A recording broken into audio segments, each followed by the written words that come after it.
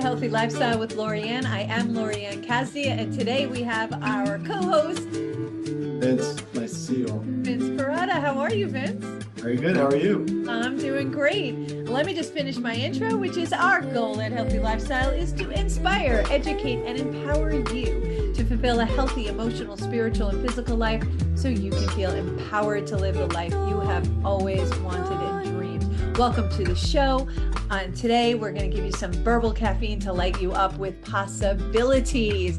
So what are we going to talk about today, my coach friend, Vince? So today we thought we'd kind of change it up a little bit and talk about good daily habits. Right? Daily habits. Right. So good. I'm sure you have a good daily habit or two that you have. What's one that you can share with everybody right now? So I have what I call an hour power. And so what I do is I start with 20 minutes of meditation, 20 minutes of some kind of exercise. It could be walking, it could be yoga, it could be anything that makes you happy. It could be weightlifting. I know 24/7 over here has a whole gym in his house. 20 minutes of reading something that expands my mind. And then I do a little journaling and I work on my affirmations. So that is my habit every day. That's okay. So that's a lot for It's some. a lot. The average person is not going to be able to start with that.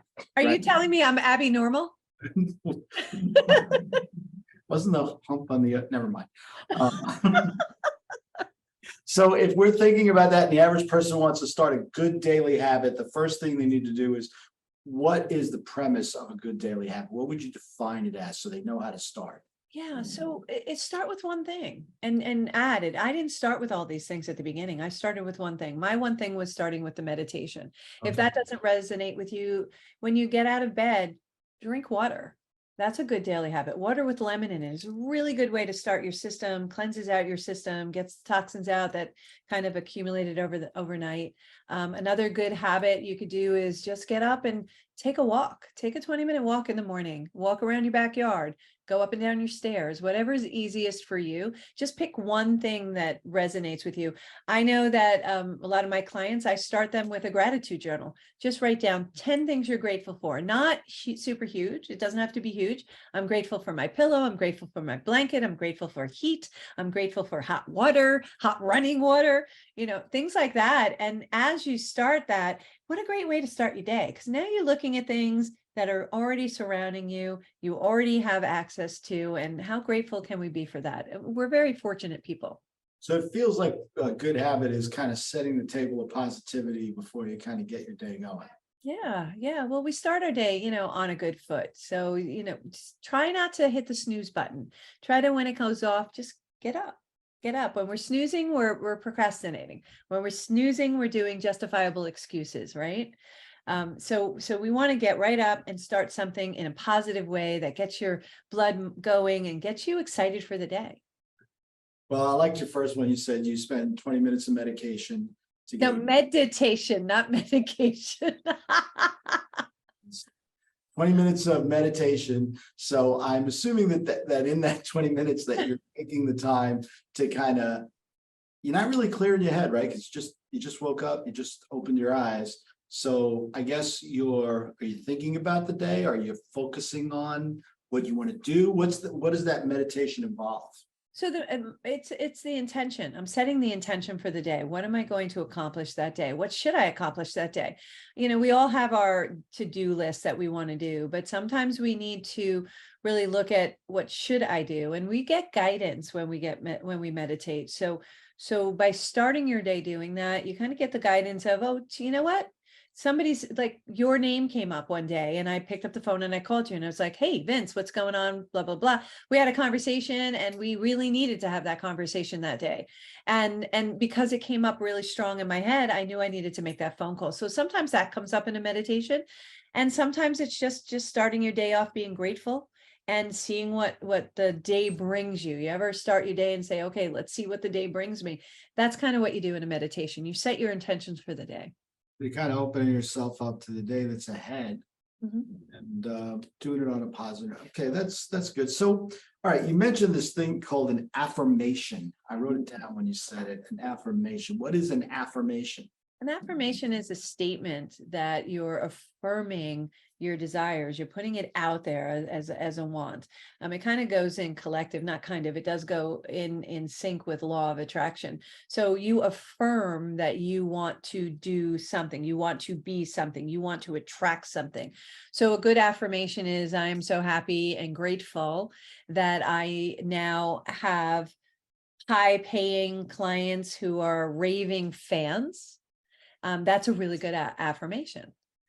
So things that you're trying to set up, and it really goes in alignment with your goals. So you really need to understand what your goals are once you set your goals. And I do a goal setting program every year around January. I think you joined me for it this year, where we set our goals and then we build affirmations from that. And usually affirmations include, well, and goals always include what by when. So your goal is going to say, I would like to increase my revenue $100,000 this year by December 1st, 2023 at 12 o'clock. So how much by when? Very, very specific. Affirmations take it to that level of gratitude.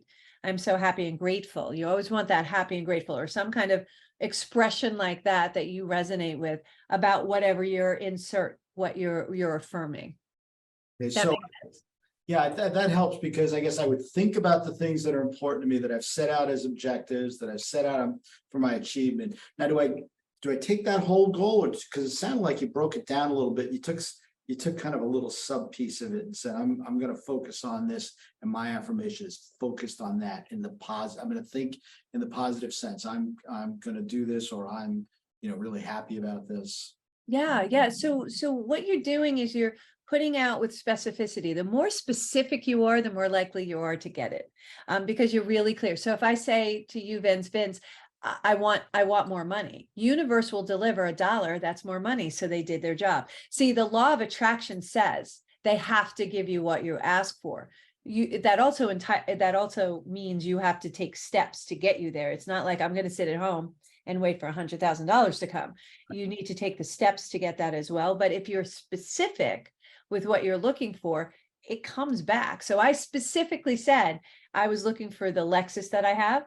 I wanted that car. I wanted that model. I was really specific on the year, the model, the color, the whole 9 yards. And every time I saw that car, I would get flushed with goosebumps. I would feel really happy. You try to infuse your affirmations with all of your senses. Really feel like you're driving the car. I felt like I was driving the car every time I saw that car. I was like, there goes my car. And I now have that specific Lexus in my garage. I envisioned it sitting in my garage, how it felt to drive. I went down to the local Lexus dealer and I was like, I'm going to sit in this car. And they were like, all right, and I sat in that car and I had the radio on and the whole 9 yards. And I just felt it. So I had that visual. When I closed my eyes, I could see myself in that car. So those things are what, superpower your affirmation, and your affirmations are built from your goals. You're a real goal-minded person. You set goals. You set daily goals, weekly goals, monthly goals, quarterly goals, right? Yes, I do. That's basic. I drive most of my life, my career, by the fact that I like that. I like things that I can measure, quantify.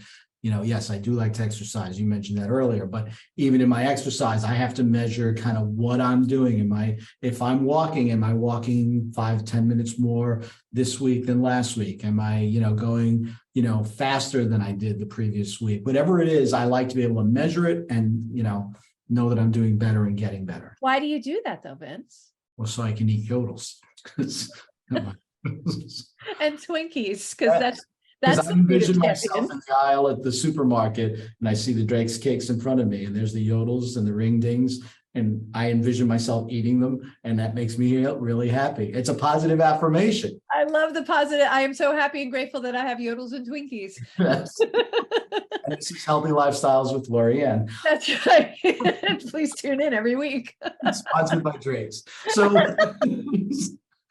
but I do. I do measure my goals, and I do have very specific things. So for me to think about it, that is motivating. There you go. There it is. There it is. By having a goal, you have a target to focus on. By having those goals, you know how to measure if you're being successful or not, right? If we didn't have this goal, if we didn't have an end game, we wouldn't know what we were measuring. It's almost like going on vacation and saying, well, I don't know where I'm going and I don't know how I'm getting there. So how are you going on vacation? Like, where are you going? What are you taking? What's your transportation? Same thing with goals. And your measurement, what I also heard you say was that you're always looking to improve. So when you hit that goal, you then improve it. You try to improve upon it. You extend that goal to a higher goal. So if you're lifting, I don't know how much you lift, but if you're lifting 100 pounds and you know you're successfully lifting 100 pounds, then you probably elevate that lift to a higher goal to say, okay, I want to get it up to 125. I want to be able to lift 125. Is that what you do? Yeah, it is. It's you reflect on that. You want to be able to look back. And I do like that. Like a lot of times, if you, at least for being healthy, if you look back at exercising, it's always about, okay, let's start with what you can do. And actually this goes back to something from when I was a kid. When I was a young boy, I remember I went to gym class and they asked us to do push-ups and I couldn't do a single one along with some of my colleagues. And so you figured out that, okay, I have to start slow. And it was like, I would do them leaning against something so that the angle made it easier. And then you progress until you could do literally just one.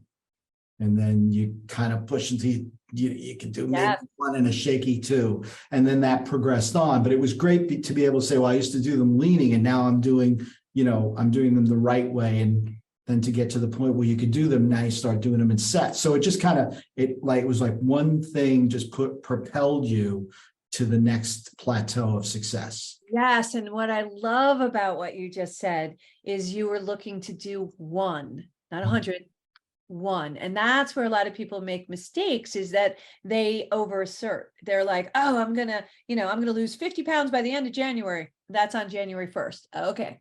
Over committed, right? So there's an overcommitment and you're almost set yourself up for failure. And some people do that and they really nestle it with justifiable excuses. Well, I couldn't lose 50 pounds in 1 month. Well, you set the goal.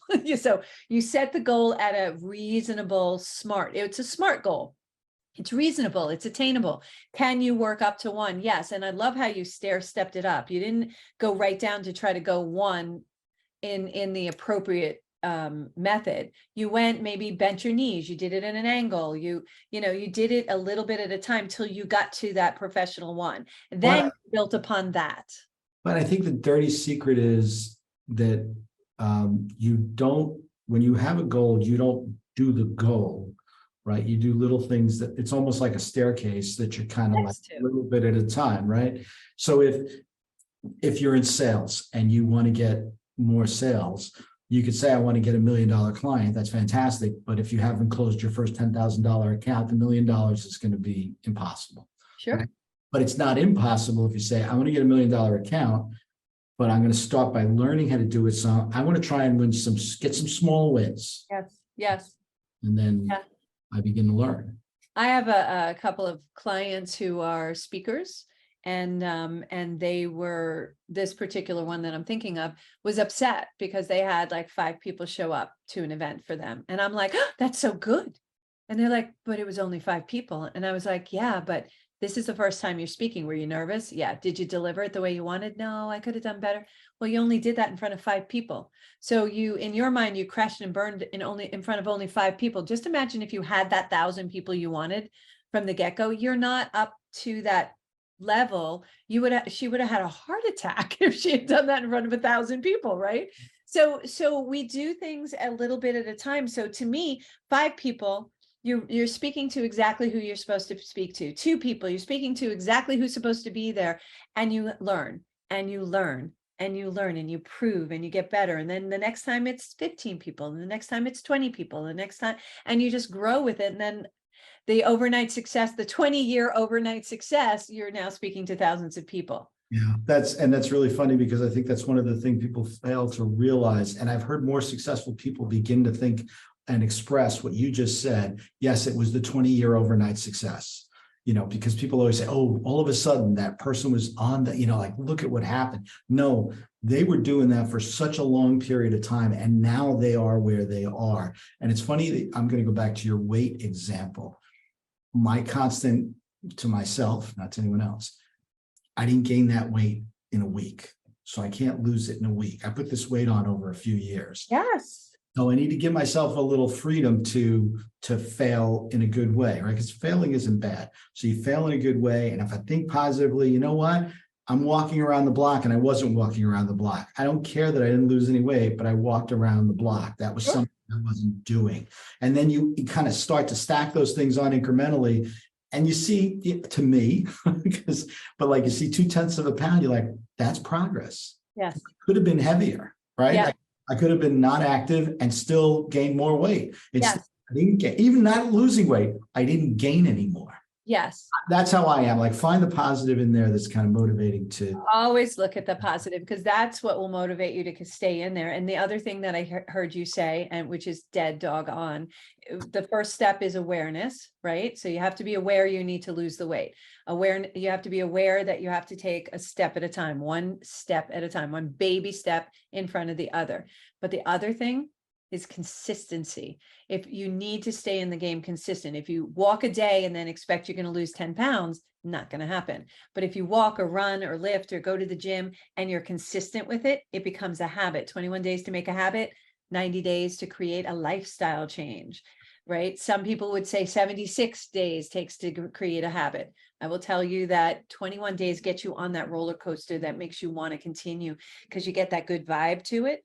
So while you're creating that habit, you're creating consistency where it no longer feels comfortable. Let me ask you this question. When you don't exercise in the morning, if that even ever happens, do you feel differently for the day?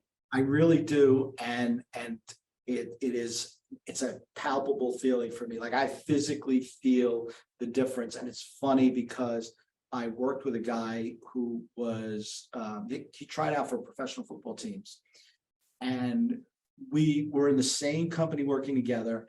And he used to say, sometimes be late in the day, he'd go, oh, I'm exhausted. I go, I am too. I could use a nap. And he goes, I'm going to go work out. And I used to look at him, I'm like, you're going to go work out. I go, it's going to make me more tired. He's like, no, it'll wake you up. It really will do. And I didn't understand it. I didn't believe him. And years later now, I realized what he was talking, because that workout does wake me up. That workout gets me going. And it gives me more energy than if I took a nap, because I know when I get up from a nap, I'm still a little lethargic, sometimes even worse than I was before. Yes, absolutely. But the consistency of staying in the game and doing it day after day after day, when you don't do it after 21 days, especially, you feel it. Yeah, you miss it. You miss it. And you're like, something's wrong. Something's not right. So it's that walk that I take in the morning, getting out of bed is always so like, oh, I don't really want to do this at 6 a.m. in the morning. But then once I'm out there, I'm invigorated. And then I'm almost sprinting into my day. No pun intended, but seriously, that's how I feel. I was like, I'm energized. I feel good about myself. I accomplished something for me that was important to me to also keep that consistency up. So when you work out every day, right? Okay. And how long have you been doing that? You started that a long time ago. 17 years ago, literally, no joke. 17 years ago, I had somebody who just resonated with me because they made some really good points, and I kind of went in skeptical. And the first thing they opened, you skeptical? That's weird. Shocking, right? So they interrupted me eating my Drake's cakes, and as I'm listening, they said, "Give me 15 minutes. All I ask is that you listen. If you don't like it, ignore me for the rest of the class." I thought that was very reasonable right up front, and I did. I listened, and it made sense, and that changed my habit. But I want to make a comment because of that. You said, how long am I doing it? 17 years. I'll give you a very recent example. My daughter has been walking over 631 days, and she finally missed a day. She did it every day. If there was a holiday, she got up early before everybody to do it. She went on vacation. She did it before she enjoyed her day on vacation, and she just missed the first day, and she was so upset with herself.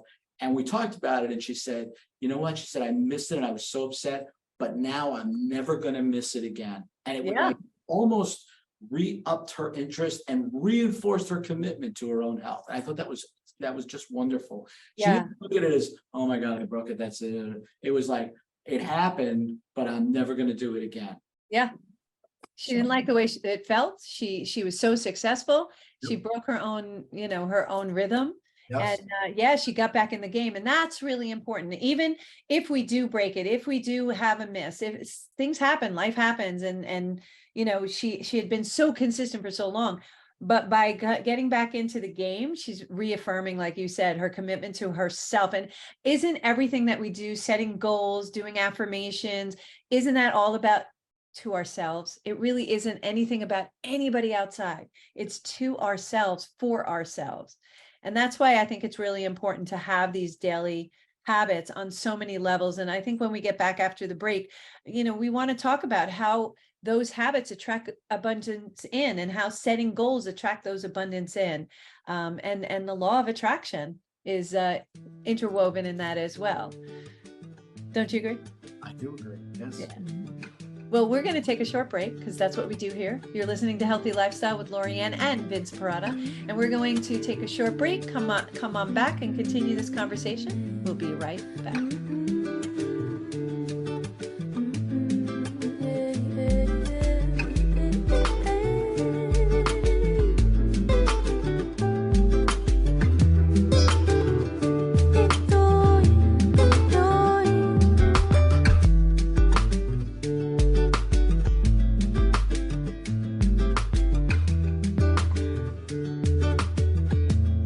Welcome back to Healthy Lifestyle with Lorianne. I am Lorianne Casdia, and we're here with Vince Perrotta. He is our coach du jour. And if you would like to be a guest or lift up your business or products or not-for-profit, or if you have a question or comment, we would love to hear from you. Email us at healthylifestylewithla@gmail.com. That's healthylifestylewithla@gmail.com. So, I'm a business coach and a strategist, empowering, educating, and igniting people to take action with jet propulsion and, of course, monetize their message. So I've developed a proven 3-step system that will provide a strategy, make it easy for visionary entrepreneurs like yourself to take action. So I want you to take a moment. If you are interested, feel free to reach out to us at ldcstrategies.com. Or you can call us at 516-983-3591. So I want to welcome us back. Vince, we were talking about daily habits. Where do you want to go from here? I think that daily habit's going to come out of the power of positive thinking, right? You've got to start with that, because if you get up in the morning and you've already defeated, you're not going to be able to really get out there and look at your goal and say, this is possible, right? Because that's really what it begins. So, but that's really hard, right? It's not easy to be positive. So what kinds of things do we have, or how can we help ourselves to get a positive mindset, to get on a good track so that we can start that day in a good way? Well, again, if we start with gratitude, so it's scientifically proven, you cannot be in the cranky emotions if you're in gratitude. It's not possible. I challenge anybody to try it. Try to be cranky and have gratitude at the same time. You can't do it. It's contrary. You can't. It doesn't happen. Although you're cranky sometimes, but I'm positive that you're cranky. I'm cranky. So I don't know if that works. It was right there. That was very good. That's the power of positive cranking, because you heard me. I'm positive I'm cranky, but yeah, you can't have both. That's right. It's a clear choice. And I guess that's what I'm leaning toward, because talk about why is it a clear choice? What's so critical about that? Important word that you use. It's a choice, underline circle star. We can choose how we feel at any moment in the day. So if we're having a bad day, we can stop that day, take a deep breath, count to 10, do ho'oponopono, whatever it takes, and pivot that day and say, okay, now I'm going to have a positive attitude. So we have the choice to change that. And how you can easily do that on the fly, Vince, is writing a gratitude journal, or just saying or thinking things you're grateful for. I'm grateful for my car. I'm grateful for my puppy. I'm grateful for my son. I'm grateful for, whatever. I'm grateful for this chocolate chip cookie I shouldn't be eating.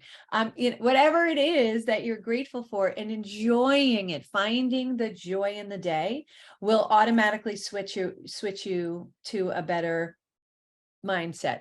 Here's the really cool thing. When we go to sleep at night, we shut our system off. We shut our mind off. If we work from our heart when we wake up in that gratitude, that just positive attitude, you will find that you will have an unbelievably good day. If you're having a bad day, that nap that you were talking about, you can either take the nap or do a meditation or just do deep breathing. Pranayama is a deep breathing where you breathe in through your nose at a count of 6. You hold that breath for the count of 4, and then you exhale it through your mouth for a count of 8. If you do that 5 times, one after the other, you will find you will shift. You will find a shift in your whole energy. You will calm and relax your body by just doing that. By the time of count of 10, you will definitely feel a difference, but usually by 5, you feel a difference. You should try it at lights, because I know you do that yelly thing.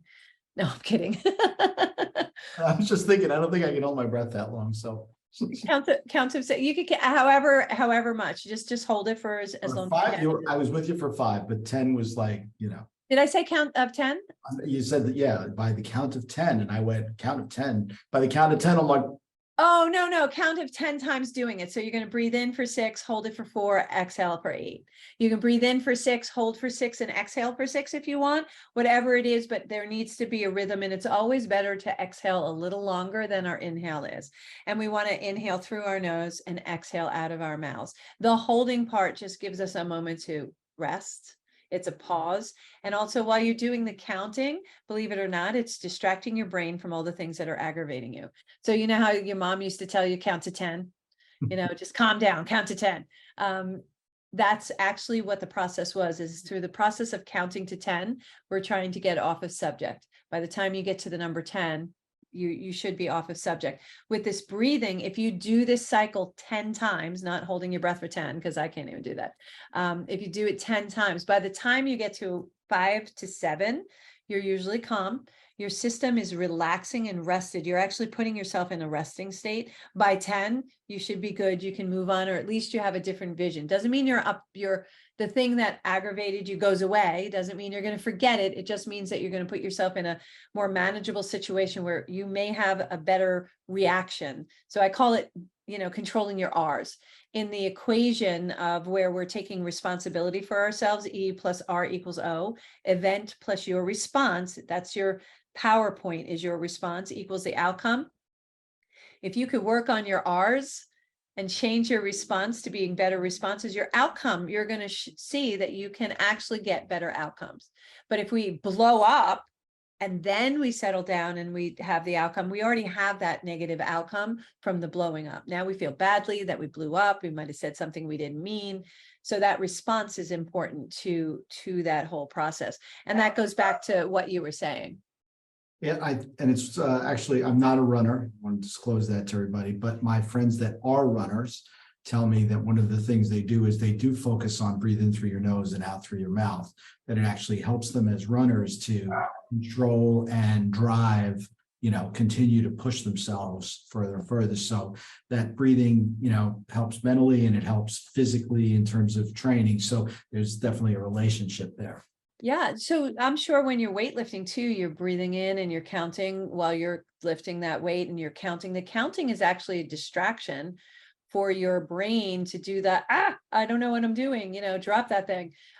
So it really calms and soothes it. What'd you say? I don't know why I'm doing. Yeah, exactly. So that counting is an important process. It's like why I do Kundalini meditative yoga, is because I need to distract this carnival that I have in my head. So through the actions, the motions, the yoga movements or the hand movements and the chanting, it distracts me so that I focus on either the breathing, the chanting, or the motion. And while I'm focused on that, I'm not thinking about other things. And that's how we clear our brain. That's why workaholics, you need to take a break. That's why we are insistent that people stop for a little bit, take that lunch break. Even if you don't eat, go take a walk, but get a step away from your office, step away from the desk, or step away from the conflict that you're not sure how to handle. Step away from it, think about something else, and then come back. So you play golf, right? So stepping away and playing a round of golf and then coming back during golf, some of those answers come to you. Did you ever find that? Yeah, because you hit it exactly on the head. It's kind of pulling yourself out of the situation to gain back your objectivity, to gain back the poise that you need when you make a decision, because emotion can cloud your judgment. And so what you end up doing is, while you might not have made that decision, you do because you allow the emotion to overshadow your logic and your thinking. It's funny, different, but I think related. I've suggested to folks sometimes, you have an emotional experience and you're all set to respond in an email.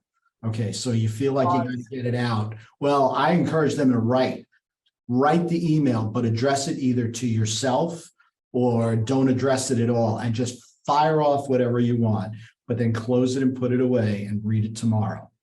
And my sense is, and I've gotten good feedback on this, is most times that email never surfaces, and it's Absolutely. but you got it out, right? Because that fire is there, that energy. Not everybody's like that. Not everybody's like that, but some of us are, and we need to get it out. Yeah, a majority of us are that way, and hitting that pause button by even writing it out, but don't address it. God, don't address it, because we've had situations where people have sent it by accident and they're like, oh my God. So hopefully if you have a system that retracts, you're good, but if you don't and they open it, well, that's a different conversation now, isn't it? But getting that out is really important. And I love the fact that you like sleep on it and then come back to it. So taking that pause is important. We don't have to have, it's funny, we're trained in school, immediate answer. Why are you hesitating? You don't know because you're not answering. So we get trained like that in school, but the opposite is really what you should do. And I think I've had this conversation with you before. I used to have a boss who I would go into back in the day. I would go into his office and I would bring something to him and he would just go silent. Holy moly, he taught me how to embrace quiet, that's for sure. But one day I said, why do you do that? It's so annoying. And he goes, I'm giving it mindful consideration before I answer. I'm actually processing what you just told me. And that annoyed the crap out of me, because I was like, all right, well, that was a nice answer. What's, but in the end, because he gave it mindful consideration, it wasn't a knee-jerk reaction of no. It wasn't a knee-jerk reaction of yes. It was a mindful, thoughtful reaction to either provide guidance or to say yes or no, depending on what the circumstance was. So being mindful, hitting that pause button, there's nothing wrong with saying, let me give that some mindful consideration.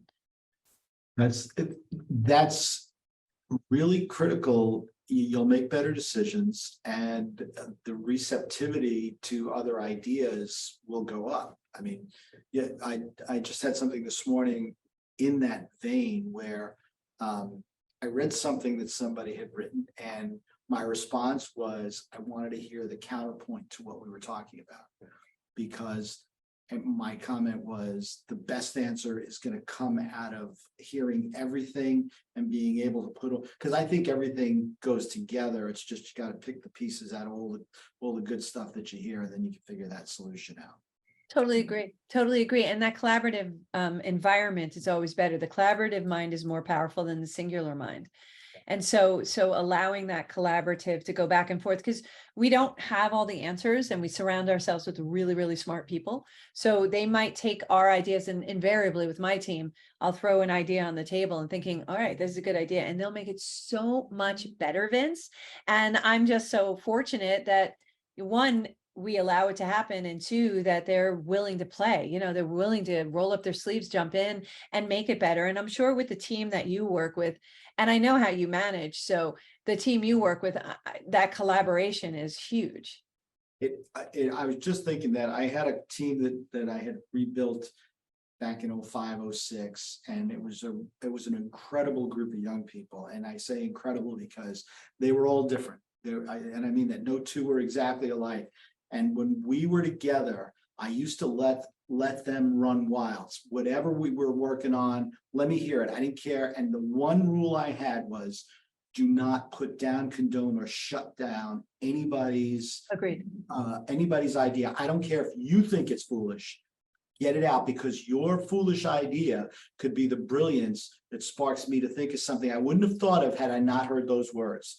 And that was my only rule. Just let everybody talk, let everybody get, and they were, not me, they were incredible. We came out with winning ideas, and they were just an incredible group. They won multitude of awards, but I always enjoyed watching because they were so surprised. And I'm like, but it was your idea.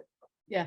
Just that it came out of the group, because, you know, Lorianne may have thought of it, but she wouldn't have thought of it if Vince hadn't said that thing he said, that she turned around and went, wait a second, what if we took that but did this? Yeah, change the lens a little bit, just a couple of minor moves made it even better, and made something that might have been seemingly inappropriate or silly or whatever, you know, pull any adjective you'd like here. It made it into a better offering or a better project or whatever. And I don't mean to interrupt, but that came out of a belief that I had, and that belief came out of the experiences that I had previously. And I know you talk a lot about beliefs, and my belief is that the group had a better answer, but I had to let the group run. And as the leader, my job was to facilitate, not drive, right? Let them run. But you talk about how those beliefs are formed, and I think that's something you really should share with everybody about. Yeah. What those things are. So definition, what's the definition of a belief? It's a thought you think over and over again, right? Yep.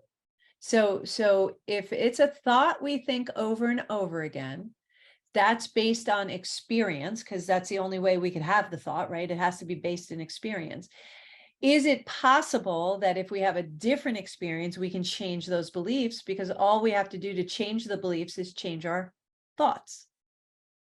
So that's the thing that, you know, I love speaking to people who have contrary ideas or contrary thoughts to mine, because I learn, and that allows me the opportunity to change my thought, learn, change my thought, and change my belief. Make sense? Yes, it does. Yeah. But don't you find it's probably one of the bigger challenges that you have is people want to hold on to negative beliefs. Yeah. And while you're trying to shake them loose from it, they hold on tight, and that's what actually holds them back. They're holding onto the thing that's holding them back, and you're trying. So how do you bridge that so that you can evolve those beliefs to Yes. Yeah. They hold on to it. Why do they hold on to it, Vince? They hold on to it because it's comfortable. Even if it's negative, it's comfortable. They know it. They feel comfortable there. They've been marinating in that belief probably their whole entire life. It's probably something that they learned when they were a small child, or they learned when they were in high school or college, whatever the case may be. And they've marinated. It's comfortable. Even if it's icky, it's still comfortable. The thought of stepping outside of that comfort zone, and you've heard me say this before, is I'm more comfortable being uncomfortable than comfortable, because I know when I'm uncomfortable, that means I'm learning and I'm growing, and that makes me happy. Right. So now that's my happy place. So comfortable makes me feel like, oh my God, I'm not moving. I'm not learning. I need to do something else. Right. So the people who are stuck in those habits, those negative thoughts, and they've been surrounded by it, to shift into that, they have to step out of their comfort zone. And that's where coaches come in. Coaches can help you get in safely into an uncomfortable zone and sit there and be more comfortable. I do this exercise with my clients where you take your hands and you clasp it. You clasp your hands the way you normally clasp it in front of you, right? And then I'm going to ask you, once you feel comfortable with that, because this is how I always clasp it. I always clasp it where my left thumb is always over my right thumb. I always clasp it the same way. Then I'm going to ask the people to take their hands and shift it. And now the clasp is different. Now my right thumb is over the whole night. I'm uncomfortable right now. I'm so uncomfortable. It doesn't feel right. I just want to take my fingers and unlace them, right? But if I sit with it for a little bit, it becomes more comfortable. If I sit with it for a little bit, it's just a different way, right? So it's not right or wrong. It's just different. So that uncomfortability becomes more natural. And now I can sit with my hands laced this way. I will still go back to this way because this is what I've done my whole life, but at least I know that I can take that difference and implement it, and nothing changed. I didn't die. You know, I didn't lose an eye, my fingers didn't fall off, you know, everything was fine. It was just not as comfortable. And that's the important thing about growth, is that we need to get out of that comfy couch. You know, we have to get. As a coach, you must see it where people are doing the same thing over and over and over again. Rinse and repeat. Grab Yeah. onto that, and I'm not letting go. And if I try this feels uncomfortable, but this might be successful, but I can't do that because it is uncomfortable. I'm going to keep doing the thing I hold on to that's not getting me success. So getting to success is almost about breaking a habit and creating a new belief that there's another way. Yes. Might be better. Yes. And here's the thing is, if it hasn't worked and you haven't reached that version of whatever success means to you, because that has a different definition to everybody, as it should. If you're not getting the traction you want doing what you're doing, then what's the first thought that you have is you got to change what you're doing. Otherwise, that's the definition of insanity, right? So we need to change what we're doing, and there will be discomfort in that. But when you surround yourself with professionals who know how to migrate and how to get you there safely, trying that. I used to say this when I used to work in the public sector, and I used to say, they would say to me, drove me nuts, but we've always done it that way. And I was like, well, humor me. Let's try it this way. And what's the worst thing that happens? We can go back to the old method, but let's give it a try. What's the worst thing that can happen if we give it a try? So try to step out of your comfort zone, try to change the thoughts that you're thinking, because your beliefs can change. Just because you believe one thing doesn't mean you can't experiment and try to let other things in. And if you're still in that same belief and you're still comfy there, that's okay. But if you want to really expand yourself, try to get uncomfortable. Right. That's right. And even habits, creating habits, to create a habit, you're going to slide back into that old habit, which was comfortable, of not doing the running, of not getting up every day, of not doing your gratitude journal in the morning. And then you just put it back on the table and you try it again the next day. There's always tomorrow. Well, right? And that's it. If you miss, go back. If it wasn't, you know, I really have this mentality. I can't train today like for the normal amount of time that I do. I can only do 20 minutes, but I say that to myself all the time. 20 minutes is better than no minutes. Yes. That's, you know, and it keeps my progress forward. It keeps me in that same mindset. It's when you stop. Stopping is right. We have to move forward. That's just who we are. Keep in motion, keep consistent. Last thoughts, Vince? Finish off with a Twinkie. Welcome to Healthy Lifestyle, ladies and gentlemen. As always, it has been a pleasure spending this time with you, Vince. Very sage. I love these conversations. And I really love the fact that, you know, daily habits, try to start something new. Start with one. Don't overwhelm yourself with the gazillion that we both do. Start with one, get consistent with it, and then slowly but surely you can add others if you so choose to do that. In the meantime, thank you for joining us today on Healthy Lifestyle with Lorianne. I am Lorianne Casdia. And I'm Vince Perrotta. We hope we have earned the privilege of your time. Thank you again for joining us. We look forward to seeing you again next week. Until next time, play a higher role, serve a higher purpose, show up for you, and show up what, Vince? Big. Yes, awesome. Show up big. Thanks so much, Vince. Have a great day, everyone. Thanks.